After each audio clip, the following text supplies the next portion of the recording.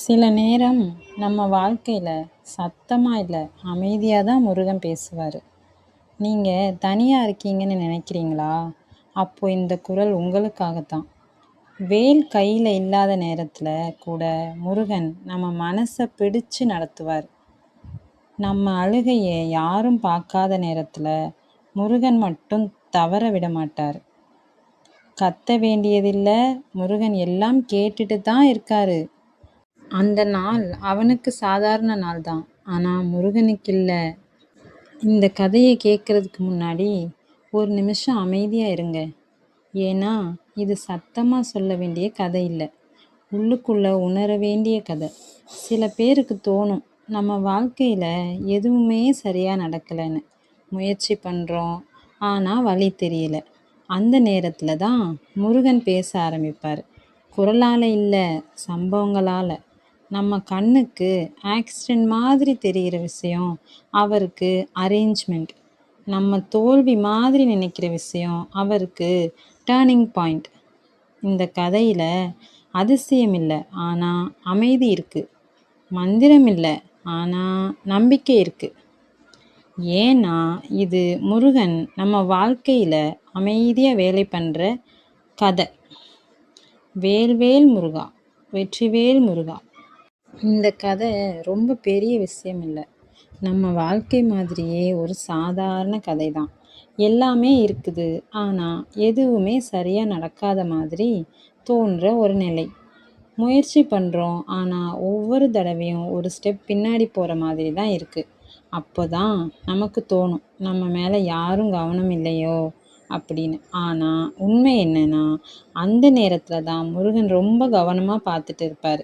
நம்ம புரிஞ்சிக்க முடியாத விதத்தில் அமைதியாக மெல்ல மெல்ல.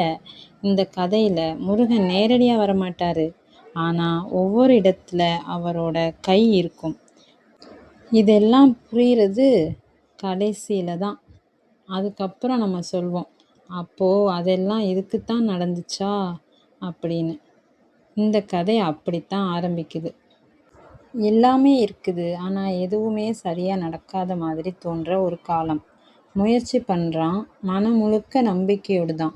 ஆனால் ஒவ்வொரு தடவையும் விளைவு வர்றப்போ ஒரு கேள்வி மட்டும்தான் மிச்சம். நான் என்ன தப்பு பண்ணேன்? வேலையில் ப்ரெஷர், வீட்டில் புரிதல் இல்லாமல் இருக்குது, உள்ளுக்குள்ளே யார்கிட்டையும் சொல்ல முடியாத வலி, வெளியில் சிரிப்பு, உள்ளுக்குள்ளே சத்தமில்லாத அழுகை.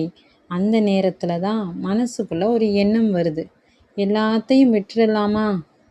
ஆனால் அதே நிமிஷம் ஒரு சின்ன விஷயம் நடக்குது.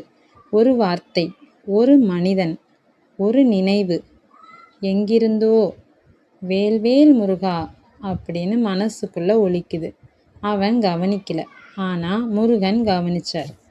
அடுத்த நாளே பெரிய மிராக்கிள் எதுவும் நடக்கல. அதே வேலை, அதே மனிதர்கள், அதே பிரச்சனைகள்.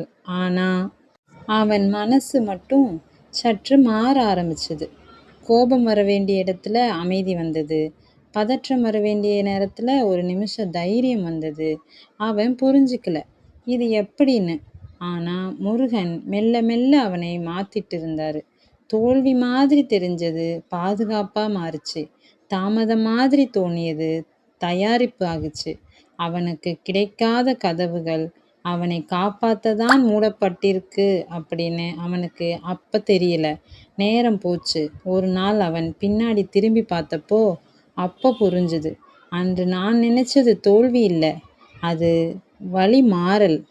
அன்று நான் கேட்ட மௌனம் அது மறுப்பு இல்லை, பாதுகாப்பு. அவன் கண் ஈரமாச்சு. யார்கிட்டையும் சொல்லாம மனசுக்குள்ள மட்டும் சொன்னான், மன்னிச்சிடு முருகா, நான் உன்னை சந்தேகப்பட்டேன். அப்போதான் அவனுக்கு புரிஞ்சுது, முருகன் நம்ம வாழ்க்கையில் முன்னாடி வந்து சத்தமாக வழிகாட்ட மாட்டார், பக்கத்தில் நின்று விழாமல் பார்த்துக்கிட்டாரு. நம்ம விழுந்தாலும் எழுந்துக்க வலிமை மட்டும் தருவார். அந்த நாள் முதல் அவன் வாழ்க்கை முழுசாக மாறல, ஆனால் அவன் பார்வை மாறுச்சு. ஒவ்வொரு கஷ்டத்துக்குள்ளும் ஒரு அர்த்தம் தேட ஆரம்பித்தான்.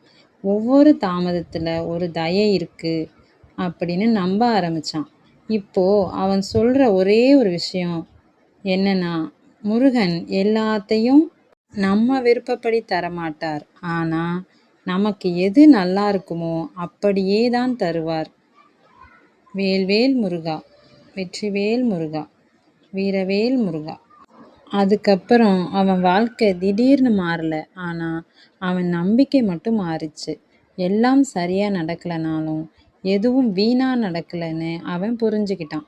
முருகன் நம்ம கேட்டதெல்லாம் தரமாட்டாரு. ஆனா, நமக்கு எது நல்லா இருக்குமோ, அதே தான் சரியான நேரத்துல தருவாரு. அதனால அவன் இனிமேல் புலம்பல. அமைதியா நம்ப ஆரம்பிச்சான். இந்த கதை முடிஞ்சதில்ல.